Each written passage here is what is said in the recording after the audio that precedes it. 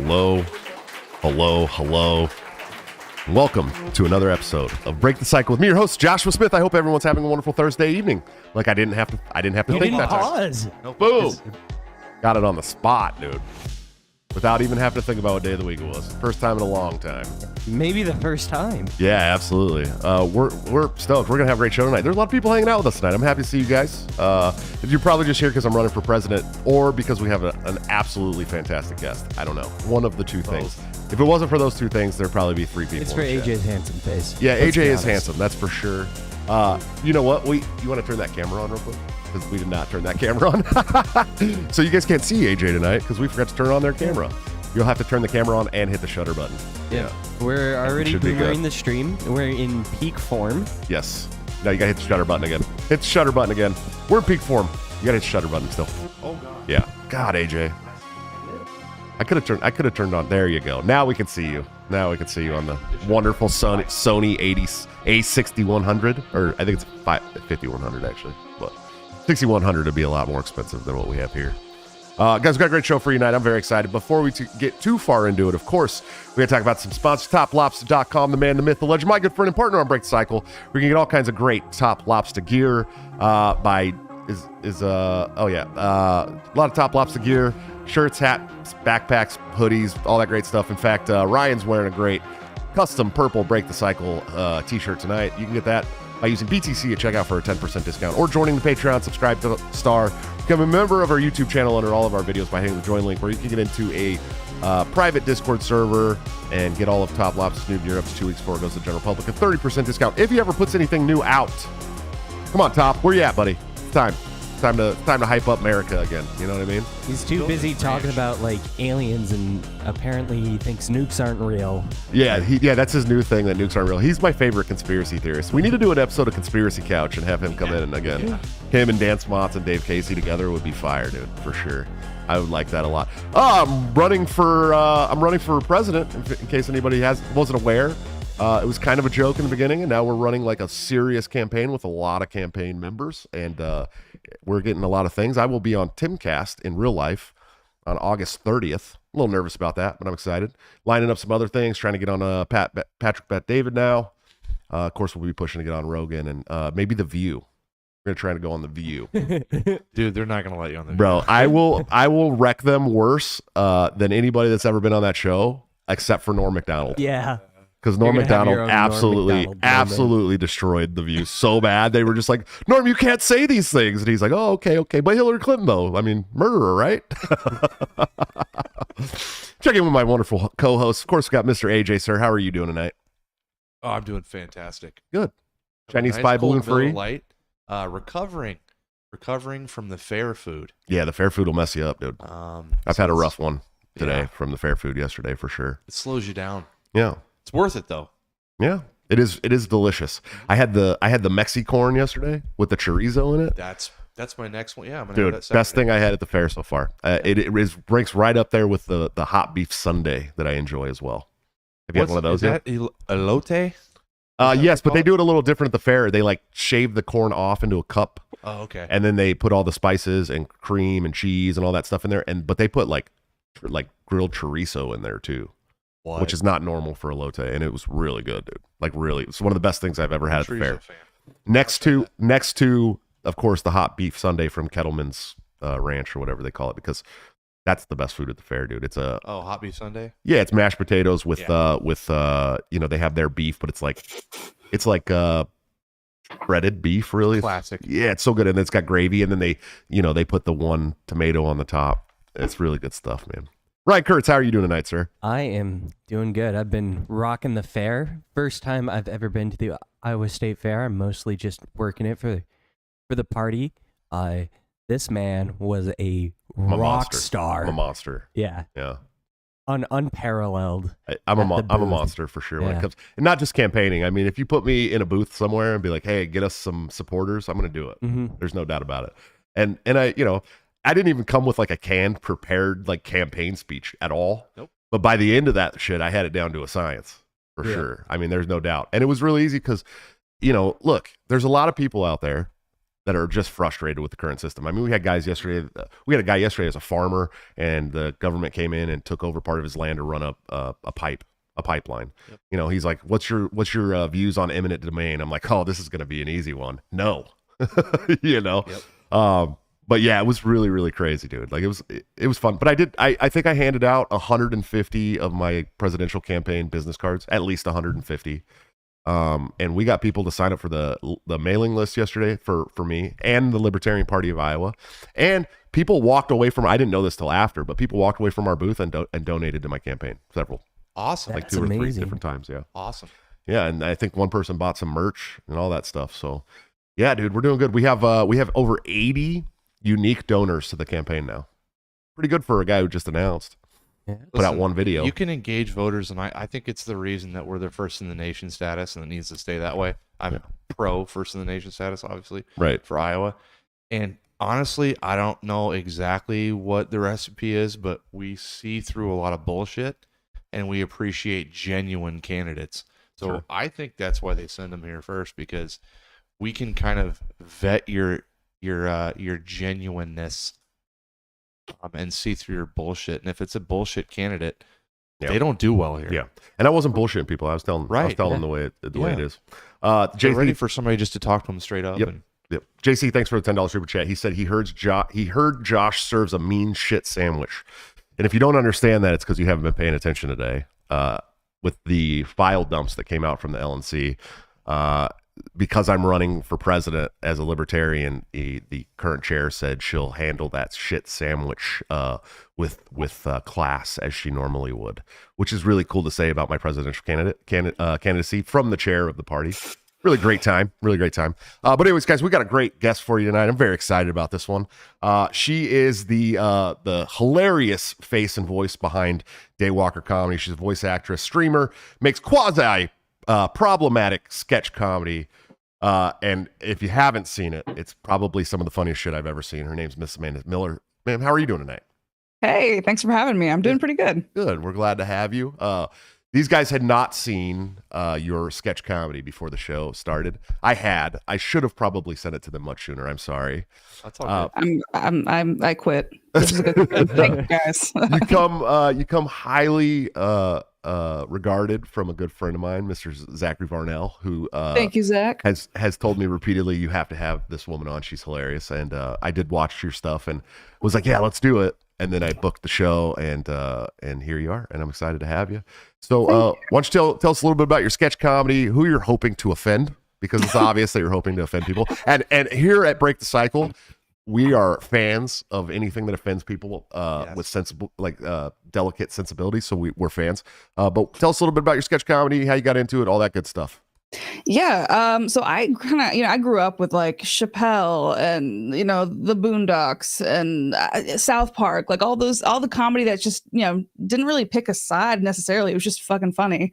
Am I allowed to swear? I'm sure I am. Yes. Oh yeah. Yes. This is definitely, I always have to hit the not made for kids on the YouTubes for this one for sure. So.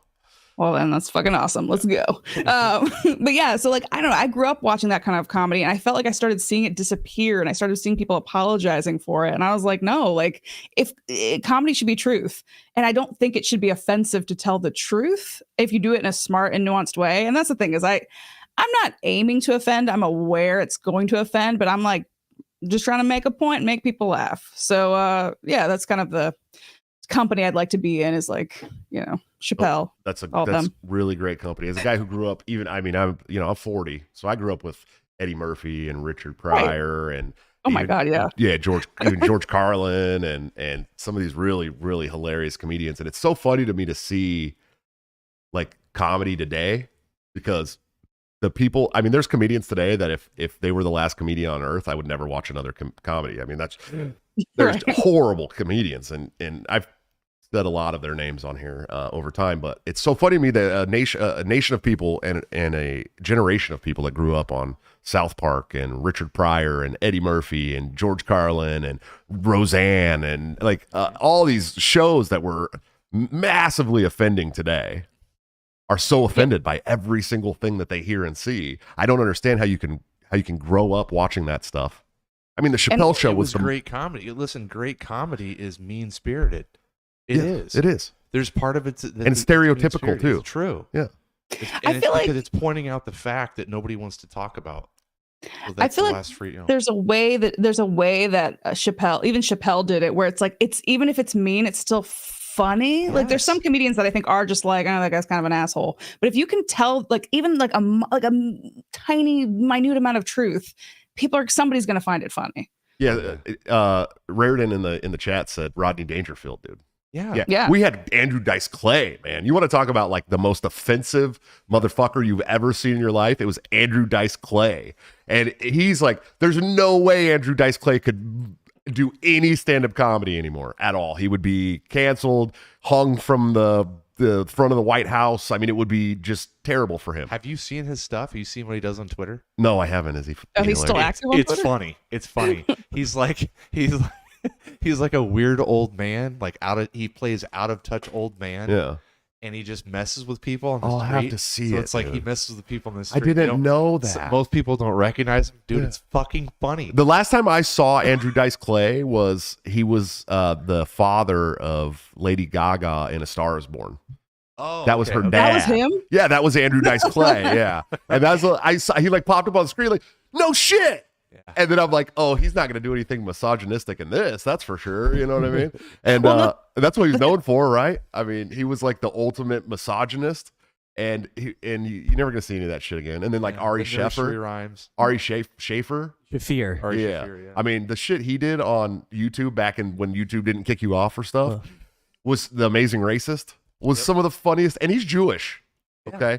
And he's walking around the Jewish market in New York in a priest outfit, asking people to sign a petition saying sorry for killing Jesus, dude. Okay? It's the funniest thing I've ever seen in my life, and anybody with a sense of humor would laugh at that. Yeah. Except that he can't do that stuff anymore. He'd be canceled on everything. Yeah. And are you aware of Filthy Frank at all? I'm not, no. Okay, so I would be interested to see how Andrew Dice Clay compares to Filthy Frank, because he's kind of my generation's shock humor. Your generation, I will tell you right now, he does not compare to Andrew Dice Clay. If he came from your generation, I promise you he does not compare. I don't know. I'll have to share some of his stuff, but one of the things he got known for was the Cake trilogy, which was I don't remember the third one, but the first two were hair and vomit. I'll never forget at The Amazing Racist, though. That was the most crazy shit I've ever seen when he took the Ku Klux Klan robes to the dry cleaners in South Central in Compton. That was, it was scary shit. You're watching with your mouth open. Yeah. It's funny. Yeah. And just like intimidating at the same time. You're just like, oh my God, I can't. Like, you just. And it was like people used to laugh at that. You know, dude, Dave Chappelle playing the KKK member. Oh, Mm-hmm. yeah. The blind KKK member. What's the name of him? Clayton Bigsby. Clayton Bigsby, yeah. Yeah. How can you be mad at that? It's hilarious. I think that's the funniest sketch. I think that's No, he had way funnier sketches. it's dude. that's one of his funniest. It's one of the most memorable characters. for sure. Most Yeah. funny characters. Yeah. No, the crackhead was the most the crackhead. memorable. What's his name? What was his name? Was it Tyrone? Tyrone. Biggs? Yeah, Tyrone Tyrone Bigsby or something like that. Yeah. Yeah. That I use that meme so much when I'm like waiting for something all the time, like the GIF. I'm like, hey, you got that. I was sending it to Dan Smoth when I was waiting for the campaign video. Hey, you got any previews of that campaign video? So you do a little bit of acting too. We don't got to get super into that, but what made you want to do that stuff? I was always a weirdo little kid, and I was performing for my parents all the time. So I went into theater, and I became an actor. I moved to LA. I did a little bit of everything, but mostly did voiceover and stuff. And we'll see how I may go into like what I've done and whatnot. We'll see how offensive we get on this show, and then I'll decide whether I want to lose my job or not. But no, we're just we. Why is there a we? I don't know. I enjoy making people laugh. I enjoy entertaining, and it's fun. I like to write too. Safe to say that Lauren isn't going to be calling you up for Saturday Night Live anytime soon. I don't know though, because I feel like for the most part, like I have friends on all sides of the political spectrum. You make fun of everybody. And they're kind of like, this is still funny, even if it's making fun of their side. So I feel like maybe there's a chance, but we'll see. I don't know. But probably not. I feel like rooting. she'd get Shane Gillis. Yeah, I would be. Well, I don't know. Shane said some pretty dumb shit. I mean, he was like, before he was like on a regular podcast and was like, making fun of Asian people and like mimicking their Yeah, voices and stuff, I and know that's the why. one where he got canceled for. Yeah, that's what he got canceled It for. was actually taken out of context. Yeah, way out of It was. context, of course, but Because he was doing a character. yeah, He was doing a characterization Right. of a racist person. I know. He was, Right. We know that. I know. But it was still one of those things that you're like, if you want to be on Saturday Night Live, you're probably not going to get there. You know what I mean? That's why. But yeah, you made fun of Tucker Carlson. I watched that with the green M&M as well. That was hilarious. If you guys haven't seen that one, the green M&M and Tucker Carlson's hilarious. But so they may make fun of both sides. I guess that makes sense. Especially like with that one, like, I had people on the left being like, ha, ha, she's making fun of the idiots on the right. And the people on the right were like, she's making fun of those woke idiots on the left. Right. I'm like, Yeah. yes. I was making and fun of yes. you. Yes. Who were you making fun of in that video? Yes. Yes. Yeah, and that's good. All of the above. You should that was be able to skillful. laugh. You should be able to piss off both sides at the same time. That's how I feel. That's very As a skillful. libertarian, I do it frequently. Right. Yeah, it's Kind kind of of the my no man's land. yeah, it's kind of my thing where I'm like, it's the Dwight Schrute meme where he is like smiling and then she comes up and he's like, oh fuck, like Yeah. that's me. Like it's true, but there are some Republicans that I like. There's very few Democrats that I like. Modern Democrats Yeah, right now. yeah, modern especially because There's a lot of like old school ones where I'm like, yo, we could hang. yeah, like the 'Cause they were old, classical liberals. like the '90s Democrats were somewhat anti-war, which was kind of cool. Yeah. And they were more classically liberal on a lot of things. Their economics were still trash in the '90s, like really bad. But Clinton got us in a surplus almost. I mean, he was the national debt was very low, so but he also was a war hawk and helped to bring in all the crime bills that fucked the whole country up, and The assault weapons ban. the assault weapons ban. Yes, exactly. 10 years. Yep. Yes. Yep. 10 years. Yeah. Yeah. 10 years. Crazy, dude. Bunch of shitty guns. Fucking It's crazy. weird. It's so weird because I guess it's not just comedy, but like even in punk rock, like my boyfriend's into punk rock music and he can't find anybody to play with. Oh, it's Because like they're all, he's like, yo, we used to be like anti-war, anti-government, like all these things, anti-establishment, anti-big pharma. Like what the fuck happened? And now like punk people are all like, I saw somebody the other day talking about the Interrupters, who I guess are a libertarian band, or they have some libertarian-ish messages. And there was a whole Reddit calling them like neo-fascists. They like putting neo in front of everything to make it sound intellectual. Yeah, we just had Pete Parada on the show recently. He was the drummer of Offspring for many, many years, and he was thrown out of the band because he talked to his doctor. He has some medical issues. Some I think he said that he has some autoimmune stuff, and his doctor was suggested that he doesn't get the vaccine. And so he went to the band and was like, look, my doctor and me came up to with the decision that I shouldn't take it. It's not going to be helpful for me and it may harm me. And so they threw him out of the Offspring. They turned on him.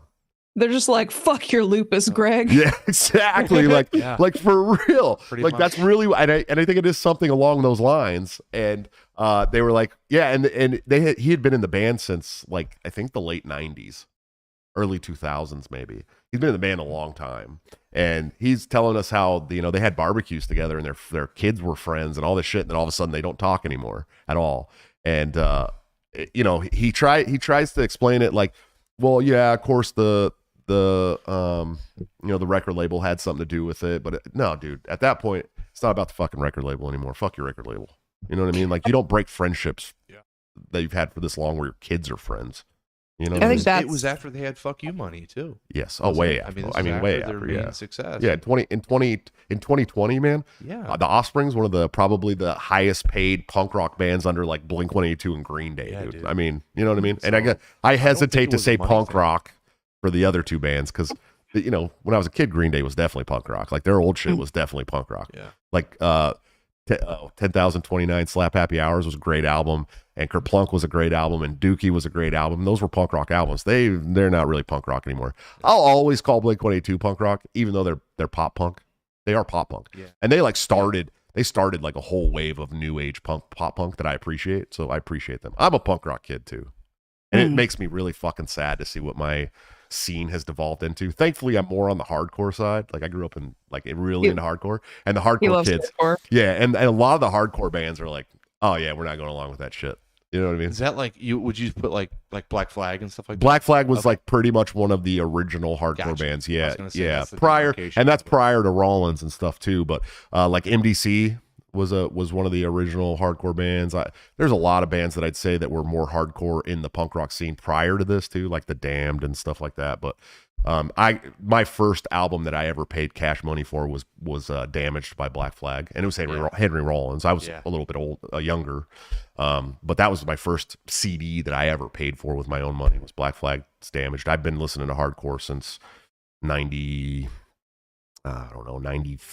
or something like that. Oh wow. Yeah, a long time, dude. Okay. Were you one of the guys in like the crowd doing windmills and like punching people in the face? I definitely got. I was getting punched. That was the early 2000s scene, and that was definitely I was in a part of that scene too. The Comeback Kid days. I mean, like I was at Soma in San Diego, like doing windmills and picking up change and two-stepping, and yeah, man, I was really into that. The crowd killing thing is new. It's over the last 12 years where they like try to like spin into the crowd and punch people in the crowd. What? Yeah, the crowd killing thing's not for me. Just a mosh pit? Yeah, there was like one crew called FSU because the hardcore kids had like crews and shit, and there was like one called FSU when I was a kid that would do that kind of shit, and they would like beat you up. They were like a straight edge crew, and I think they all liked fucking Earth Crisis or some shit. That's not cool. Yeah, they were all like straight edge vegans and fucking weirdos, and they were irate and militant and.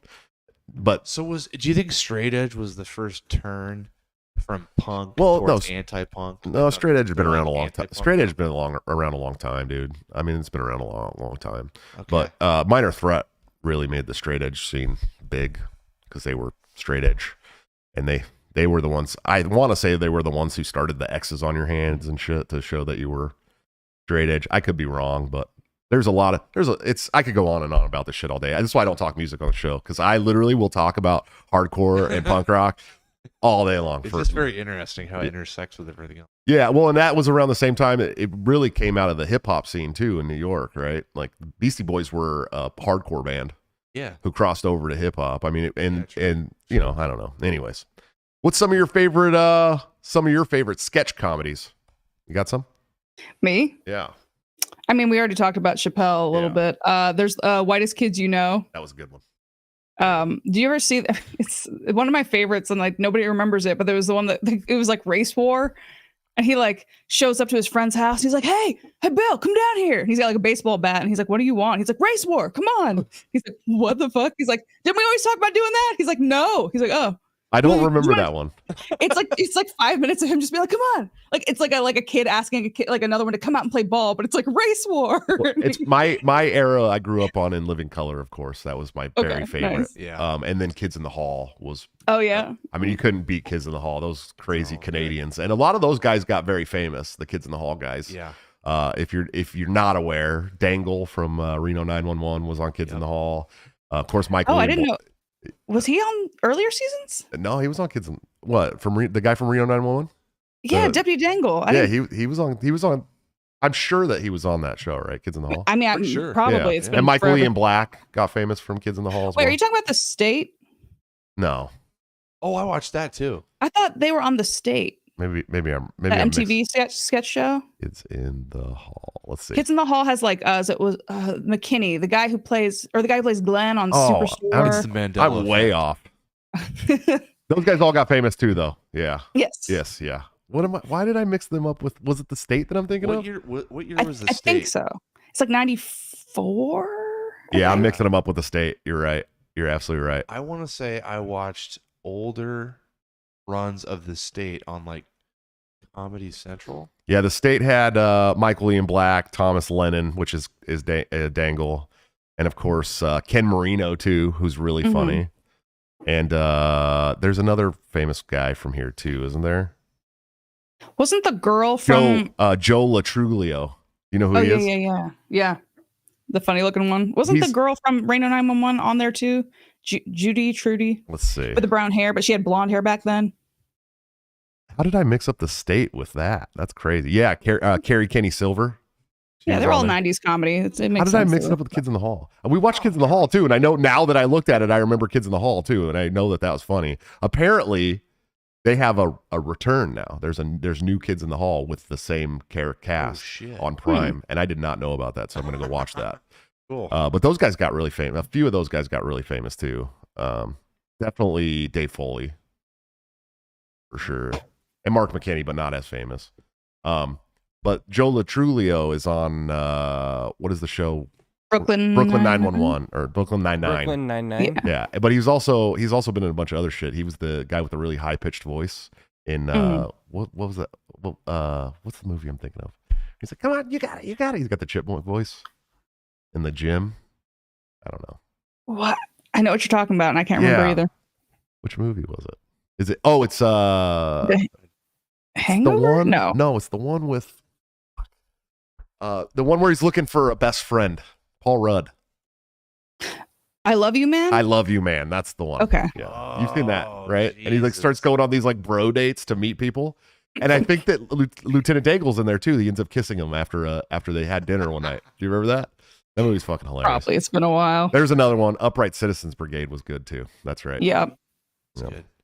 Sketch comedy's good. It's all coming back. There's some sketches that I feel like in the early 2000s were like unattributed, but they were like really big parts of like my like comedy like brain. Like one of my favorite sketches, I don't know who made it, but it was called the Gangsta Party Line or something like that. And it's like, yo, you want to talk some shit? Let's talk some shit. And it's like some like late night like sex call thing, but it's a bunch of like a bunch of big guys being like, we got hard niggas, buff niggas. Well, actually, I don't want to get you in trouble. I'm not using the hard R, but they're like, we had a little Jewish lawyer drop the hard R on the show once, so we're good. We never got taken down.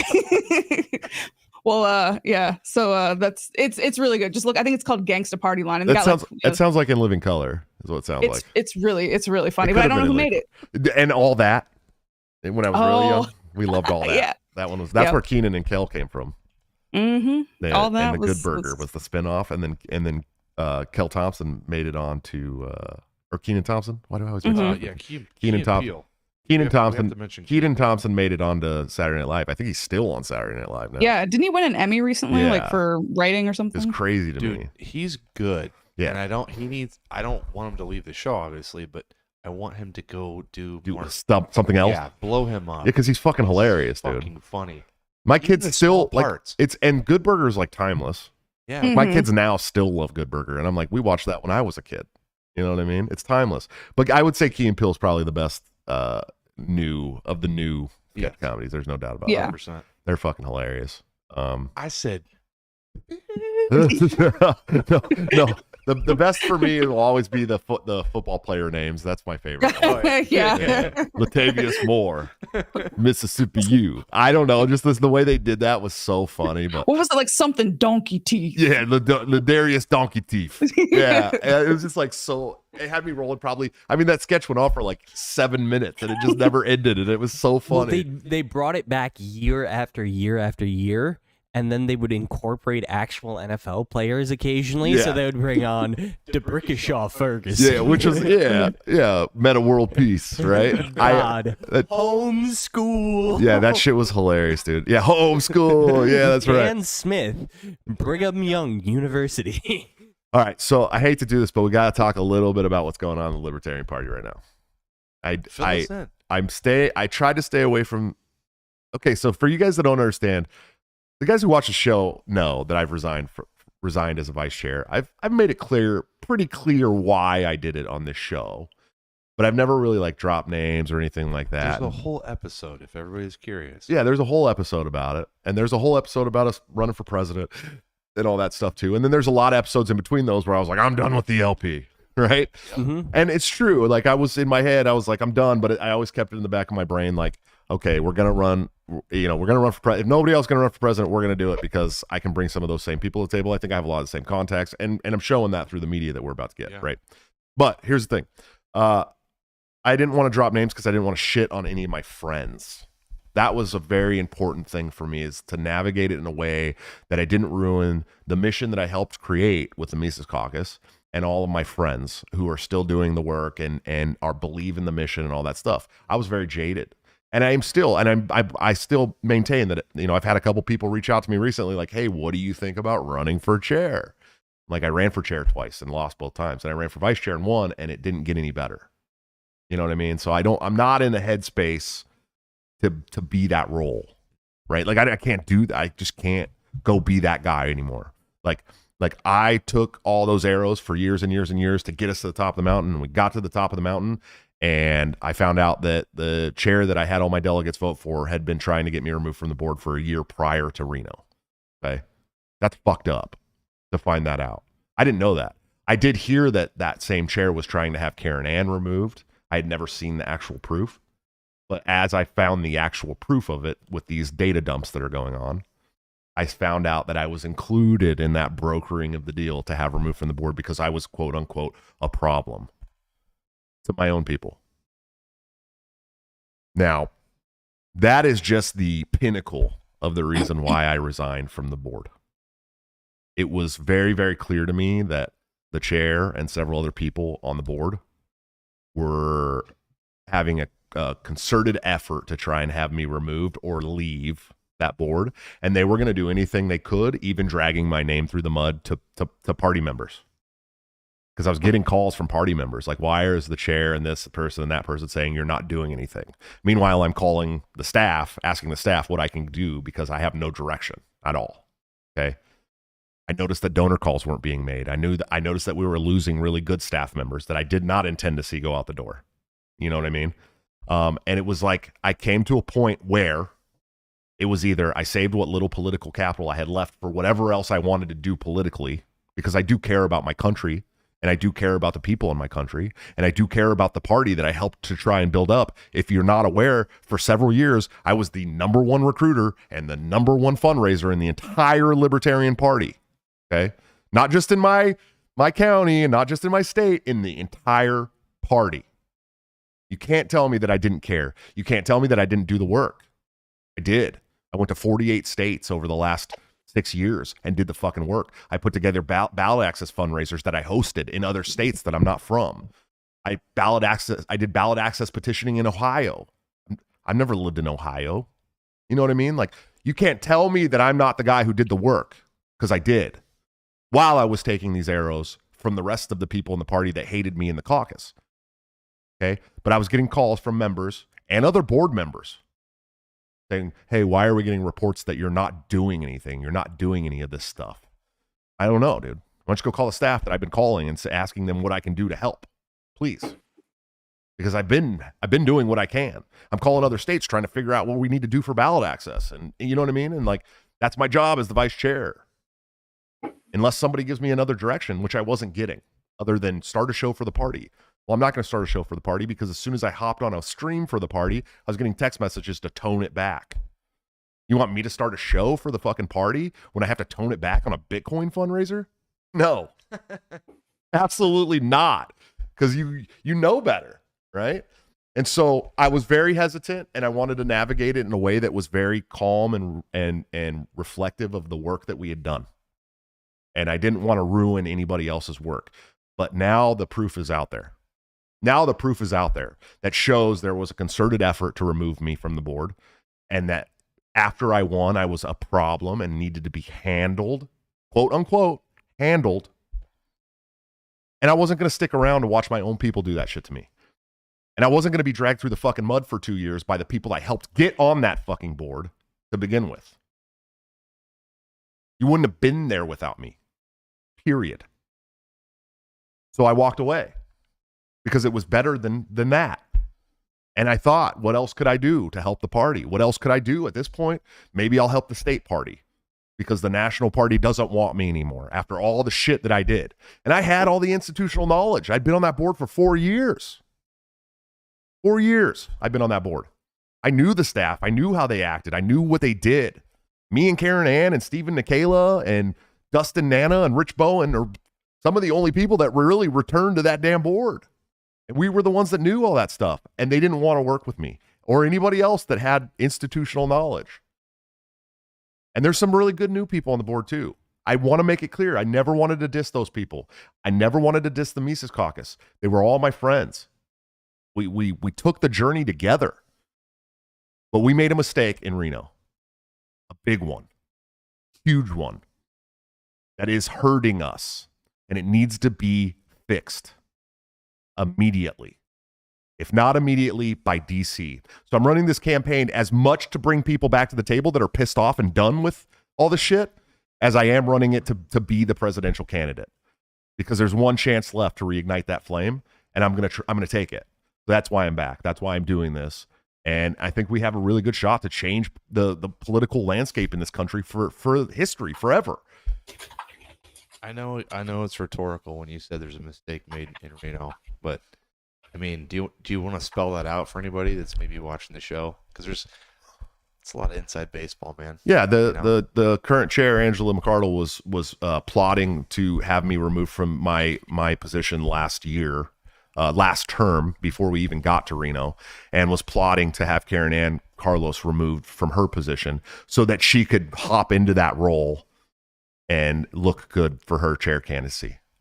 So is that the data dump you're talking about? Yeah, that's part of the data dump. There's way more to it. Okay. Way more. There's hundreds and hundreds of pages. What has prompted the data dump in your opinion? I think that Miguel, who's also a snake, big time snake, Miguel Duque, is everyone's calling him a whistleblower. What he is a co-conspirator rolling over on his other co-conspirators to get a lesser sentence. Okay. That's really what it is. Gotcha. He's the rat. Yes. Anyway. Well. Hey, sorry, I went into a little rant there, Amanda. I apologize. Oh, it's all good. Spill that tea, honey. It was tea that I've wanted to spill for a long time, and I've been like trying to, like I said, navigate it in a way that didn't hurt my friends, but it's too late for that now. And this is what I have to say to my friends that are in Mises Caucus. If I'm not vindicated now and you don't believe me, fuck you. Period. I don't care. I don't care anymore. Like, you don't have to support my campaign if you don't think I'm going to be the best messenger to go out there and take this show on the road. But I'm telling you right now, we're not going to have ballot access in like 15 states. So whoever the candidate is, better be ready to go out and get ballot access for you, because I'm the one who knows how to do that. They don't. And we're running a campaign you can be proud of. We're messaging in a way that you can be proud of. So you don't have to support me. But if you don't believe me now after these dumps came out, fuck you. You were never my friend to begin with. You know what I mean? Anyways, how's your time with the Libertarian Party been, Amanda? It's been good. I mean, granted, I'm not super I'm not as involved as you are. I tend to be somebody who just like sits on the edge of the roof and just watches like Batman. But for the most part, everybody's been super nice. I'm down in Georgia, so Zach and all the guys down there have been really, really good to me. And yeah. So far, I haven't seen all the drama, but I've just heard about it. So that's probably also why I stay out of it. It's the Libertarian Party. There's a lot of drama, but we spent 6 years trying to fix it just to have the same fucking thing happen, dude. It's worse. Your friends are doing it. Do you think it's in every party that it would be like this? Or do you think there's something about the Libertarian Party, like we're all kind of independent or hot-headed and we don't work as well together? Like, why do you think that is? The biggest problem is the people that want to be the chair of the party. They play. It's like this. I said it in my resignation letter. I mean, I laid it out without saying names, but there's this Game of Thrones for that seat, especially, right? I know because I ran for that position twice against a bunch of other Game of Thrones people that were shady and backhanded tactics and did all kinds of shit. And we pretty sure that Nick Sarwark helped Joe Bishop Hinchman cheat at the national convention to beat me in 2020. And I mean, they're just shady. It's a shady place for narcissists who think that they're going to be great at the job and are going to be libertarian Jesus because you're the chair of a elected board that nobody knows, doesn't make any money. You know what I mean? And so there's like this shit that goes on there, man. And it's just gross and it's disgusting. And I've said it several times. I said it to some people last night, those two young girls that stopped by the thing to talk about the Libertarian Party. They were like, isn't politics gross? I'm like, yeah, 98% of the people that I met in politics are absolute pieces of shit. Absolutely pieces of shit. Absolutely, dude. This is the worst. Yeah, and I mean that. Like, even people in my own party. You know what I mean? Listen, George Washington wrote about this shit. Like, the very first dude to have that job, like, wrote a little soliloquy when he was done. Is like, yo, this fucking sucks. Yeah, like, you want a reluctant person to do this. Yeah. Yeah, and I was the like, very first time someone did it. Yeah. I'm not reluctant. I want to do it because I have such a passion to like roll back the state, you know? Well, you are reluctant. I guess. I mean, when you announced, you said, I guess I'll do it. Yes, I'll do it. That's like, literally the attitude. That's the guy you want to elect. Yeah. It's true. Yeah. That was my attitude when I got elected locally. I was like, all right, I guess I'll do it. Do you know that I was once elected county treasurer because I went to the bathroom during the vote? Legitimately, that really happened to me. That's a libertarian thing. And I came back and they're like, hey, by the way, you won treasurer. I'm like, I fucking what? Yeah. So, how do you feel about your presidential candidate there from Georgia, Mr. Chase Oliver? Oh, I've met him a couple times. He's been nice to me, but I've heard the Mises, and I don't know what would you call it? The other Like side is kind the of CLC. They're the Classical Liberal Caucus. Okay, I didn't know what if they had a name. I just knew that some people had been like, oh, somebody's like, oh, they're the blue pill libertarians, but like, I don't know. I think I know you might get mad at this, but I feel like there's room for that kind of libertarian too, Sure. because you need to get the vote from from the lefties. That's going to appeal more to them. You're going to have the people who like the more identity politics based stuff. I don't like playing in that. Right. But I know a lot of my friends would probably be won over if people were talking about that. Here's my biggest concern with that is that the left is going to hate us no matter how much we fucking capitulate to them, because we are for economic freedom. We are for gun rights. We are for all these things that they absolutely despise and want to put us up against the wall for. So to me, as I'm a right libertarian, so of course I'm biased, right? And I have some crazy policies that most libertarians don't agree with, like my policy on transitioning children. I mean, I think that the doctors who put children through that should be treated the same as sex traffickers. I know that's crazy to people, but I believe that. But the left hates us no matter what we do. No matter, we would have to capitulate on economics, on gun rights, on schools, on what else? Some of the war stuff, So especially the basically progressives. Everything important. Yeah, all the good stuff that's really important to us. The Federal Reserve. I mean, there's a lot of things that it's like a cornerstone of our ideals, and we would have to capitulate on those things to actually bring in the left. So there's no point in capitulating to them at all, in my opinion. Maybe not the left. I guess maybe it's like the semantics of it. But like, I know I used to be kind of more apolitical, but I was an actor, so I guess I considered myself like, oh, I'm a liberal. Like, yeah, sure, whatever. But I was always kind of open to other ideologies, and I was always a little bit weirded out when things started to go kind of this direction of like, all white people are the devil, all men are the devil, like all that stuff. And I was kind of like, so I would have probably been won over, and I guess I was in 2020. That's when I started discovering liberty and like libertarianism and kind of like, oh, there's another way, because I didn't really like the right and I didn't really like the left and I didn't know where to go. Yeah, that's and I get that. And I think that 2020 did a lot of good things for liberty because of the COVID regime. We have a new video coming out on the COVID regime soon. That's going to be a lot of fun. And I think Cody is working on a video about the fair right now. But the COVID regime opened a lot of eyes. Did it have anything to do with your awakening to libertarianism? Yeah, it was a couple things. It was kind of seeing people like losing their jobs and their livelihoods. And I'm like, why is it the government's like, why do they have a say? Like, if a small business is like, hey, we want to feed our family, we want to stay open, we're okay taking on the health, whatever health risks you say there are, like, just let me run my business. And if somebody wants to patronize that business, I kind of was like, why are they in the way? And my friends were like, stop saying stuff like that. So I kind of started going down other paths and finding people who are more like, yeah, it isn't the government's business. If two people, consenting adults, want to do a transaction, get out of their way and let them like feed their families. So that was one of them. And then kind of seeing in my city in Atlanta, they were burning it down during the Summer of Love. And the Summer of Love. Like, I'm not necessarily like, oh, yay, cops. But at the same time, I'm like, don't burn down my fucking city either. Right. And don't lie to me about it and tell me like riots aren't happening. And so that's when I started to not trust the news as much. And I'm like, okay, like something's not what I've been told it is here. So it kind of started me questioning, I guess. And then I came across, I'm rambling, but I came across like Eric July and some of his videos and just started going down a rabbit hole and being like, oh, there's another way to think about all these things. Before we go any further, you brought up the Summer of Love. Mm-hmm. Here in Iowa, we got a little bit of the Summer of Love, but not too much, thankfully. But our neighbors to the north got it real bad up in Minnesota. Yeah. Of course. We live in Iowa, so Minneapolis. it's a little different here than it is in Minneapolis for sure. And Des Moines is a little different than Minneapolis. We had some marchers and there was a couple little broken windows, but that was it. We don't have St. George. What was a bigger letdown for you, the Summer of Love or January 6th? January 6th. I mean, it's one of those things that's really funny to me too, the sense that my friends are still bringing it up as if it's equivalent. I'm like, no, like a little girl in Atlanta was shot during the Summer of Love because she was just happened to be in the wrong place. I mean, January 6th, like I was like, I don't know. Part of me thought it was a little bit funny, but I'm going to get in trouble for saying that. No, you're my not. my agent's, well, not with your audience. My agent's going to be like, let me call Hollywood.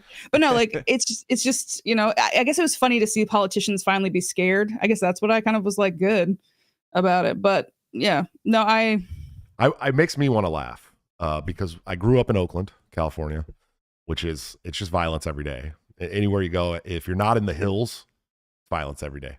I lived around Lake Merritt and in East Oakland, which is the worst. But then I lived in Portland, Oregon for 7 years.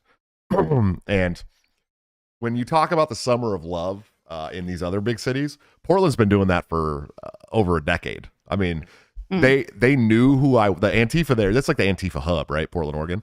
And I would drive down the waterfront. Rose City? Yeah, Rose City, the Rose City Antifa. I mean, they're like the place, right? And I would drive down the waterfront downtown up towards Chinatown, all that stuff. And they knew I had a Lincoln LS V8. It was a fun ass car. It's basically like a skinny town car with a V8 in it. I know it. And I drive down that road and they would huck eggs at my car because they knew who I was. I could not go to the waterfront on foot anymore. I was not allowed there. And I loved walking the waterfront. The Willamette River is great to walk down at night, especially. I couldn't go there anymore because they would have cost me. They would just fight you. They knew who I was. And it's my fault because I'd go down to the rallies wearing fucking Murray Rothbard hoodies and shit. You know what I mean? They knew I had hand cap shit everywhere and yellow and black. And I'd yell at them and make fun of them. And they'd huck rocks and bottles and shit at me. I think one guy probably tried to throw piss on me once or something.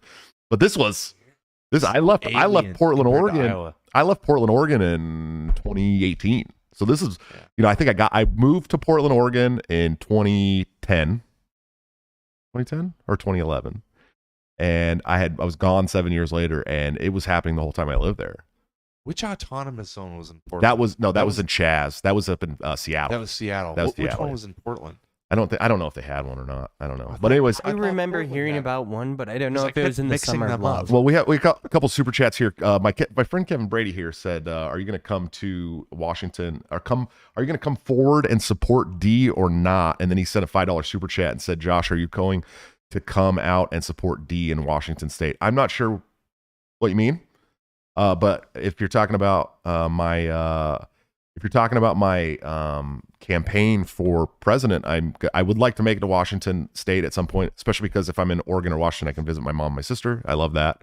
But I know that the Washington party and me are not super close right now because of Anna Johnson and Miguel Duque are there. So I'm down. Also, our good friend Tyler from the Libertarian Podcast Review dropped a $10 super chat, sir. Thank you. He said, "Is this a super chat or a campaign contribution?" It is a super chat that goes to the show, and it is completely separate EIN and everything from my campaign. So if you donate here to the show, it's going to the show and our show alone. If you donate at joshuasmith2024.com, it goes directly to the campaign. He said the biggest Reno mistake was not partying on the Kokesh bus. Agreed. Oh, did he say? Oh, did he give me to say something? Support D. Oh, was he gonna say D's nuts? Yeah, I'm sure that's D's what it was. nuts. Yeah, That's okay. he got me. You got me, buddy. Good job. I'm proud of you. At least he didn't do one of the ones that would get our channel shut down. Yeah. One of the Nick ones, right? Yes. That's always fun. But yeah, I do want to come to Washington State, and I couldn't have partied on Kokesh's bus at the Reno convention because we were already on our weird bad terms where he had already started going crazy about me, and I actually saw him once, and it was very threatening aura. Like he looked like he wanted to fight me, and I was like, "Fuck it, let's go, dude." I told him like at the thing, like, "Fuck it, let's go." No thanks. Yeah, I would do it. Dude's jacked. No, I don't give a fuck. Have you Muscles don't mean looked at his shit. You know Telegram? better, dude. Muscles don't mean shit. No, I know. But just have you seen his Telegram lately? No, I haven't followed. Gardenia? I haven't seen anything going on with him. Oh yeah. Is it rough? It's very, very, very spiritual. Yeah, he's had too many He's kind of DMT had trips for sure. Maybe a renaissance, and He said too many Christian ayahuasca and DMT trips. There's no doubt about it, dude. No doubt Well, at all. everybody sees the same thing, man. Man, have you ever done DMT? No, No. I've heard about it though. They see aliens. They see beings that DMT are from doesn't the make you origin see of the aliens. universe, Ayahuasca might. and they all describe them in the same way. I- Saying, Isn't it like a gnome or something? Is that the it one is that like Joe a Rogan's small talking guy. about? Yeah, it's like a smaller entity of like bright light, and it's I've never done it, so these people are reporting feelings of You've never done DMT or ayahuasca? love and empathy. I've never done DMT. I'm talking about specifically a DMT. I trip. didn't have that when I did DMT. Yeah, that's weird because some people have it and it's like a 10-minute trip and they're totally blacked out. Yeah, mine was very quick and in I a was out of weird it. world. Yeah. Did you ever like phase out of reality? Yeah, I was out. I was not in reality. Yeah, absolutely, for sure. But you want to hear something really stupid? I don't know. What is it?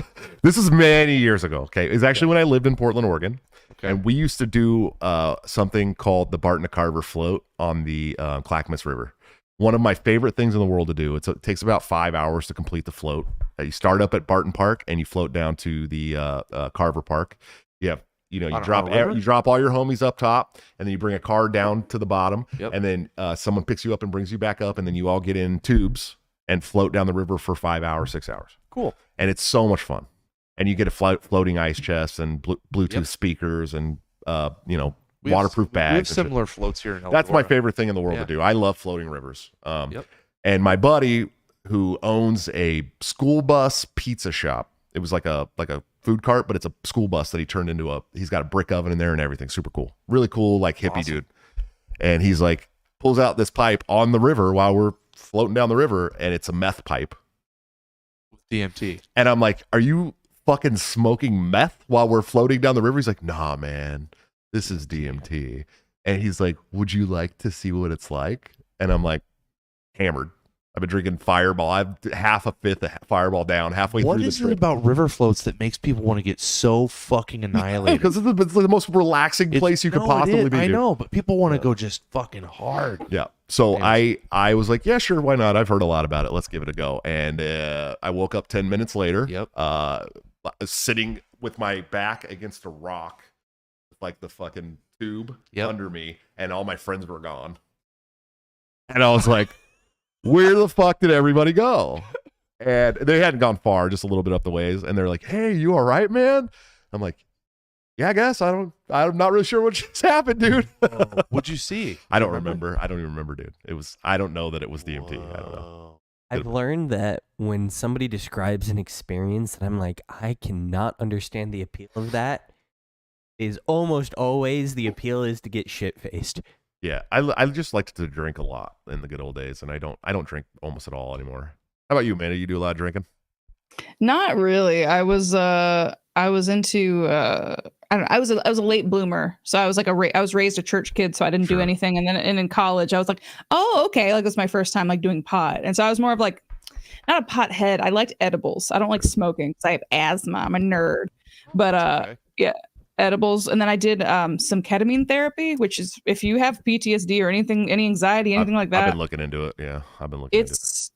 I didn't believe it would do anything, and even when you're doing it, you're like, oh, that was nice, but then it was like the effects take place like over the next couple of weeks to like the next year. I was feeling my anxiety was gone. It was weird. It's come back since, but the ketamine scares me. I have anxiety really bad. It's something that I've dealt with for many years. I mean, severe panic disorder. I mean, it's been really bad, especially since I got out of the military in 2005. And I have been looking into ketamine therapy because Ryan talked about it for my anxiety and some other issues. But it's scary to me because I used to go to these raves in San Francisco area, Bay Area, growing up as a kid. These illegal raves, you'd have to like get a card and then call a phone number from a payphone, and then someone would walk around the corner and bring you into a building and take you up to the top floor, and there'd be like this giant rave going on, dude. Cool. Like crazy shit, right?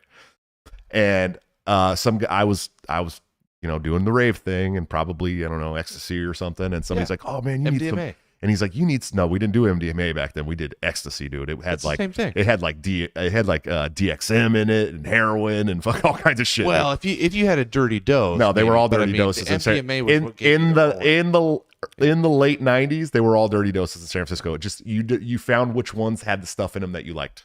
Trust me. We had Dance Safe. No, we had ours. tester We kits. didn't have Dance Safe, dude. We were illegal. Everything was illegal. Okay, listen. All right, sorry. So I was doing my thing and partying, and some guy's like, "Hey, you need some water, man. Have some water." And so I started pounding this water because I'm sweating and I need some water. Yeah. Apparently, it was full of ketamine. Oh my god! And if you take too much ketamine, it's you're dead. fucking K-hole. no, it's terrifying. It's called the K-hole. Yeah, you can't move. You're just out of reality, and you can't move. You're done. It's like a horse tranquilizer. It's a horse tranquilizer. Yeah, that's what ketamine is. Oh, you can't die from it though. Yeah, oh yeah, you can definitely die from Probably ketamine. Yeah. Oh, okay. And so I made my way to this roof, because we're on the top floor of a, I don't know, 40-story building or something. And I got up to the roof, and there was a couch up there on the roof in San Francisco, on the very top of this fucking giant building. And I fell out on this couch and like literally couldn't move anymore. And my friends left the rave. The rave was closed. Morning time came, and I finally was like, I got to figure out how to get the fuck out of here, dude. Like, I'm on the top of this skyscraper. It's foggy and cold and shit in San Francisco in the morning. It's like sucks. And I didn't even know where I was at, what building I was at.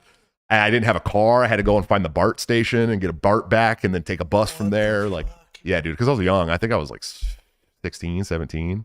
Bad friends, man. And I'll never forget it. And so I've always been scared of ketamine, dude. Like, it's always been one of those things that's very scary to me. I will say, like, you. ask me any questions you have. Like, you can DM me about it, because it's something I actually really recommend. And that was an unsafe environment. Like, Right. This is like, you've got like there's like a light, and it's like mood lighting, and there's a therapist there, and you know, you're safe. It was a unsafe environment, and also probably I took way too much ketamine. Yeah. Right. And other stuff, right? You'd taken I'm stuff in sure. the water. I won't admit it, but I'm sure that yes, at some point. Hey, listen, I'm running for president. I got to be careful. I did not. I did not inhale. Okay. But There was ketamine no water. MDMA in it. It was I'm all running heroin. for president. Hey guys, want to hear about the times I took DMT and got so fucked up on ketamine I couldn't move for Yeah, 18 hours? Hey man, listen. I want people to understand that my campaign is marketed as the blue collar working class campaign guy. That's who I am. I'm not trying to play the rich guy that has never been in trouble and never had a normal life. I'm running this campaign for the plight of every American. Yeah. You have So you got to me talk for about the guy relatable that's drugs. never- Yeah, well, I got to talk more about weed probably because people. Yeah, are like, you're like, I don't do cocaine. I ain't got that kind of money. I'm blue collar. I do crack like the rest of you.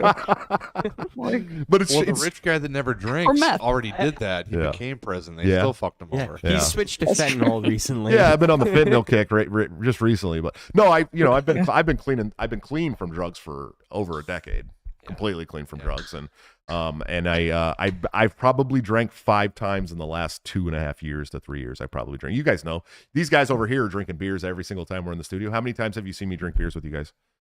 I Not once. basically, like, the first month I knew you in person, you had a case of Miller High Life. It took Like- me a long time to It finish. took that you case. like 2 months to get through a Yeah. 24 case, and then I don't know if you've gotten any. I Since. didn't drink probably 90% of those beers. Yeah. My daughter's husband did. Mm-hmm. And then Every time he'd come over, he'd be like, I probably had half a dozen. yeah, of every them. time he came over, he'd be like, hey, can I get a beer? I'd be like, yeah, sure, have a beer. And he'd drink 2, and then he'd be gone, and he'd come over, hey, can I get a beer? Yeah, drink those ones. And he'd take 2, and then he'd be gone.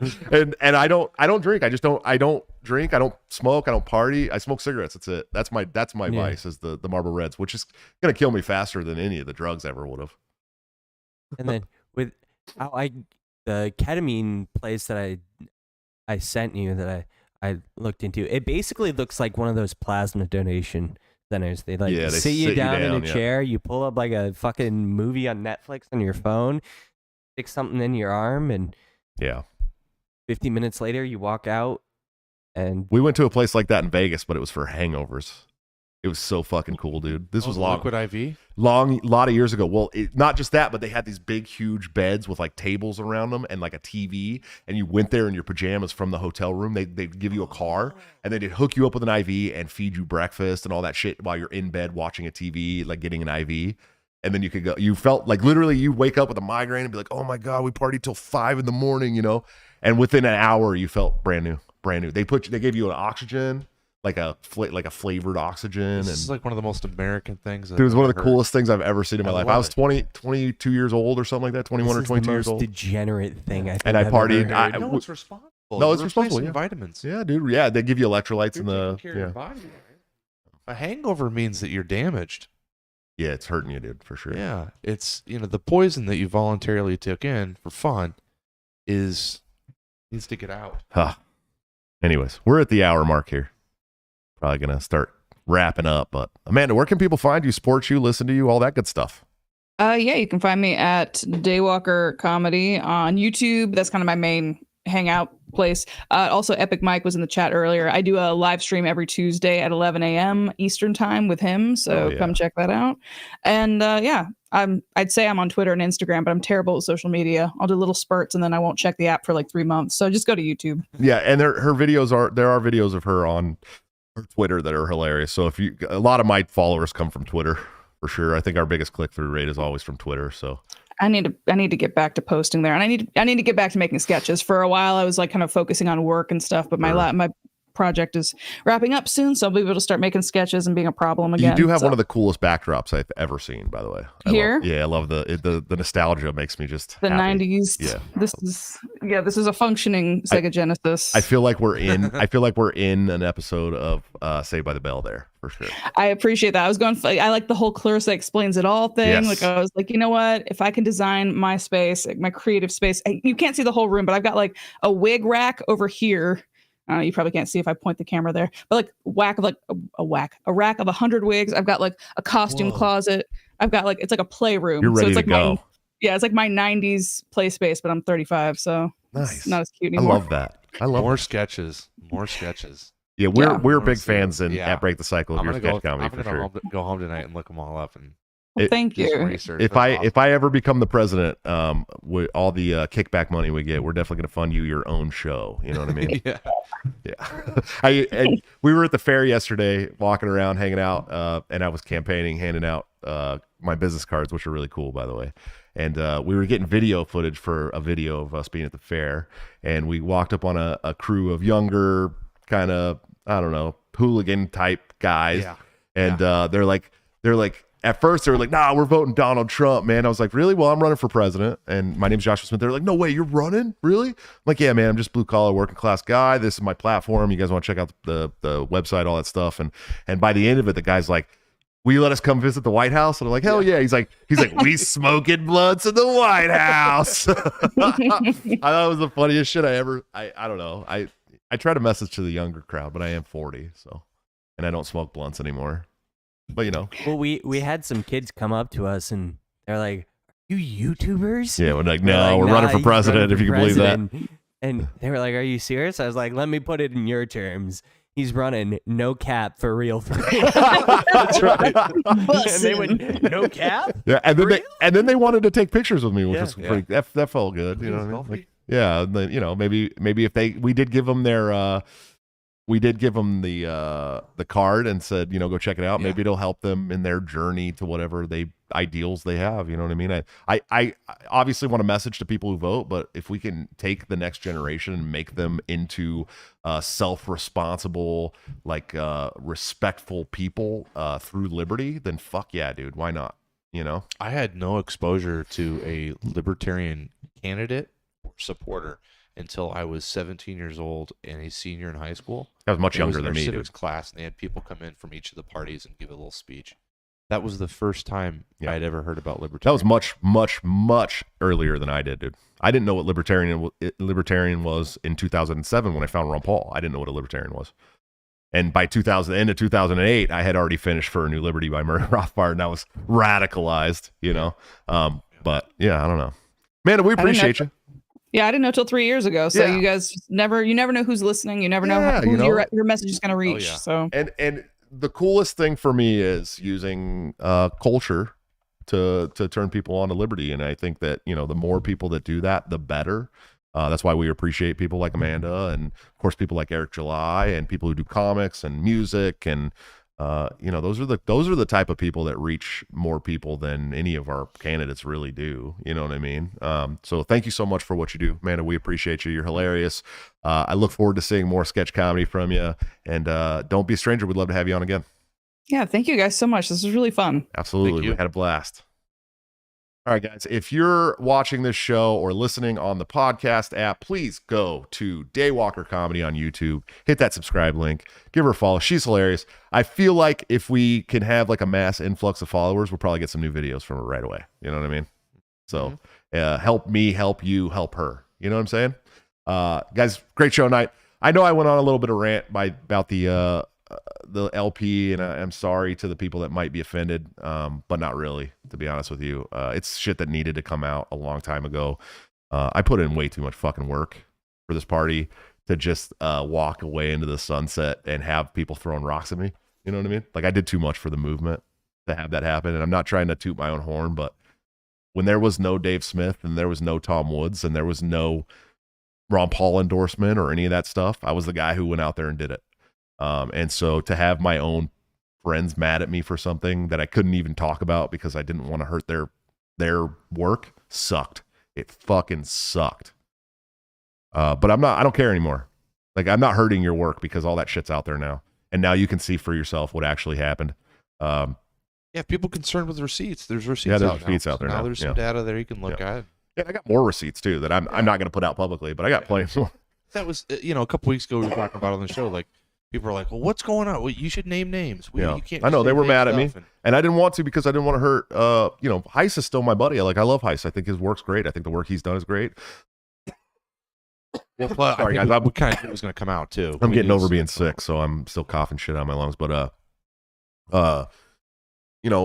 people like Jeff Douglas, who literally sacrificed his entire life to help the caucus, were amazing. I didn't want to hurt him. I love him to death. And there's so many people in the caucus and in the movement and in the party too that aren't even in the caucus that I felt like I would have let down more if I had gone around and done the scorched earth tactics as I walked out. I didn't want to do that. But now you guys know. You know how it works, and I'm running this campaign as much for this movement and to reinvigorate the revolution and the mission that we started in 2017 as I am for a presidential candidate or campaign. So please come check us out. If you guys want to donate to the campaign or become a volunteer or even just sign up for the mailing list, the email list, so you can get updates on the campaign, go to joshuasmith2024.com and do that tonight. We would appreciate it. We're growing really fast, man. Ryan's watching. Ryan and AJ are watching. The campaign's growing fast. Oh yeah, quickly, very quickly, dude. Like we're getting every day. We're getting media requests now, and some big ones too. Like some shit that's way out of our echo chamber too, with the open secrets and some of the legacy and mainstream like corporate media is even hitting us up for articles and stuff like that. So, although I got one from a friend of mine from Florida who was writing something for his college. And that was my favorite one to do because I'm like, yeah, dude, hell yeah, that's cool. I would love to do that for you, But you guys need to understand that's where that's where we're at. That's what we're doing, and we're gonna get that nomination. We're gonna take this show on a 50 state media tour, and we're gonna win some hearts and minds, man. We're gonna get 5%, minimum 5%.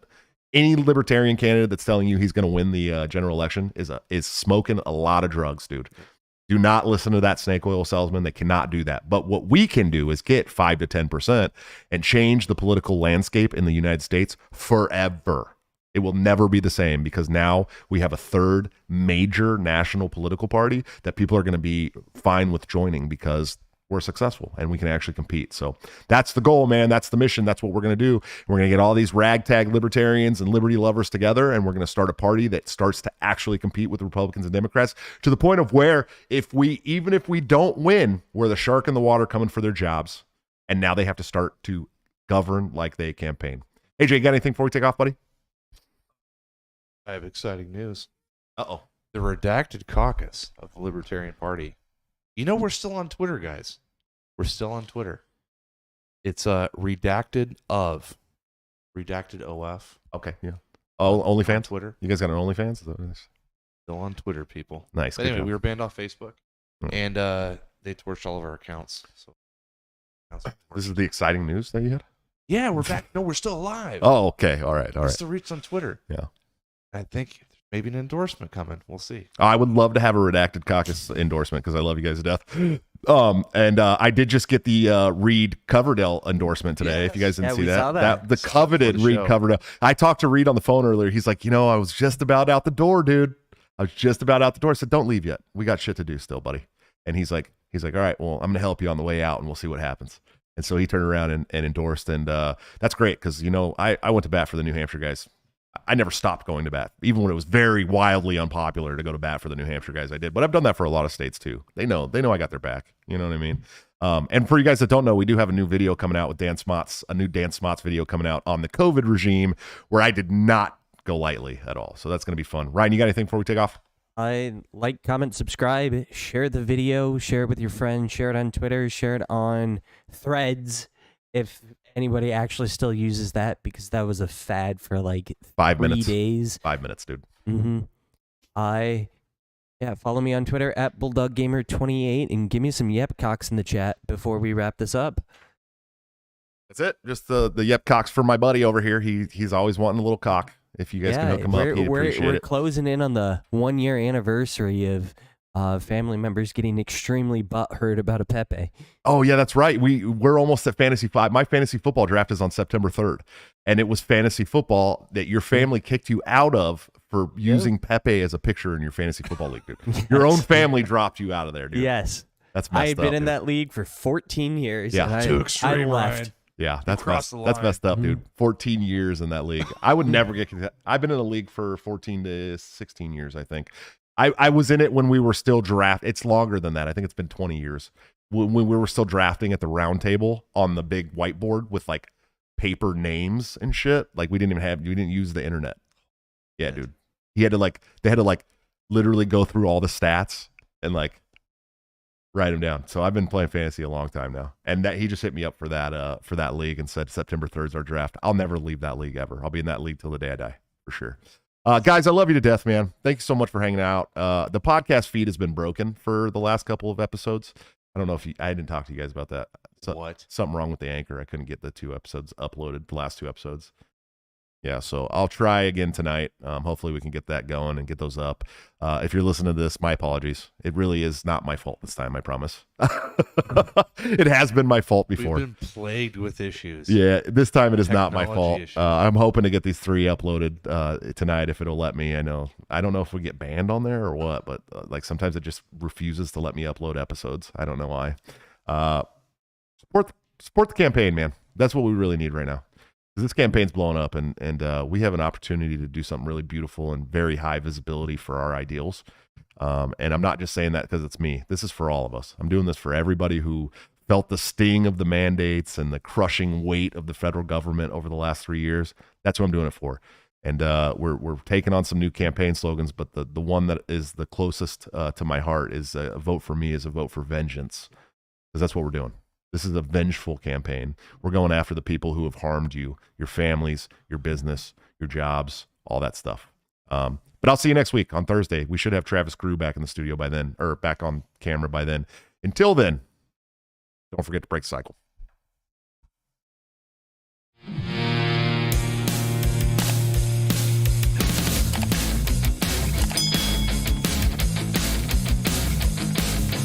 Due to legal reasons, I just have to explain. The lyrics of my last song may seem to contain a violent call to action in the verse and refrain, but I just meant it in Minecraft. The helicopter part was in reference to GTA 5 and the things you do. So any violence you commit, I am not an excuse, because I just meant it in Minecraft. But Chipper is my friend and he's constantly cold. Accusations of incitement getting totally old.